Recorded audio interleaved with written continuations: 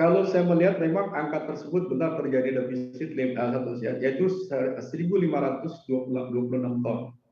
Nah, dalam kaitan di sini otomatis menjelang mendekati Hari Raya Idul Fitri, jelas akan terjadi kenaikan yang secara signifikan.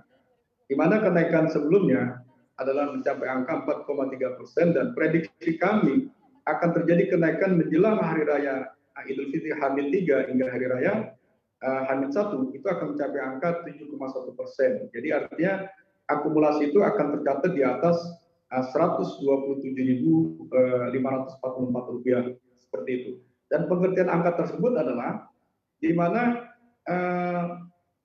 trimming terhadap daging yang kita lakukan itu disebut juga bagian daripada daging, dan trimming itu kita jual tidak di angka di atas 100.000, angka yang kita jual adalah kurang lebih 70 sampai 80.000. Maka itu perhitungan angka tersebut adalah dihitung adalah angka rata-rata terjual pada posisi adalah di angka Rp127.544. Jadi kenaikan prediksi kami akan terjadi sampai menjelang H-3 di angka 7,1% seperti itu.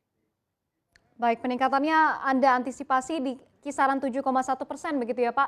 Lantas antisipasi apa yang dilakukan oleh pengusaha daging untuk mungkin menjaga stabilitas dari segi harga dan juga stok daging yang ada saat ini Pak Asnawi? Pemerintah telah mengupayakan baik dari sapi siap potong maupun daging, maka itu pemerintah berupaya pada bulan April dan bulan Mei akan masuk baik itu dari daging yang berasal dari negara Brazil, daging sapi yang ditugaskan kepada PT Berdikari BUMN, dan juga akan masuk kembali daging kerbau pada bulan April akhir dan menjelang Mei itu dari pengadaan dari pihak Bulog yang ditugaskan oleh pihak pemerintah. Itulah upaya pemerintah dalam meredam terjadinya gejolak harga dan adanya ketersediaan daripada pasokan terhadap permintaan masyarakat itu sendiri. Dan kami melihat langsung dalam posisi saat ini pemerintah begitu gencar untuk melakukan antisipasi seperti itu.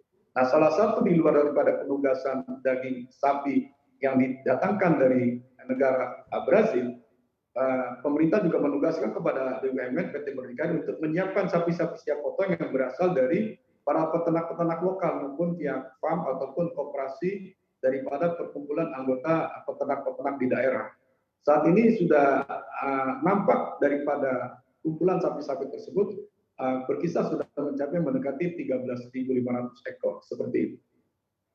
Baik, kalau untuk permintaannya sendiri atau demand dari daging sapi, kita kan ketahui bahwa mungkin sektor pariwisata, hotel, restoran, dan juga sebagainya ini masih sangat lesu sekali. Seperti apa ini berdampak terhadap permintaan daging selama pandemi virus corona ini, Pak Asnawi? Kami melihat dari pada sektor pariwisata yang bersifat kuliner, yaitu Horeca, memang mengalami penurunan yang sangat drastis karena memang mereka tidak dibenarkan untuk buka di masa pandemi COVID-19, dan baru dibukanya baru-baru ini karena melihat daripada masa titik normal untuk diberlakukannya masa pandemi yang dianggap sudah akan berlalu. Nah, kondisi pun juga dari sisi permintaan belum terjadi kenaikan yang sangat signifikan. Kenaikan mereka itu hanya berkisar antara 5-7% dari penurunan angka pada posisi 73% sebelumnya.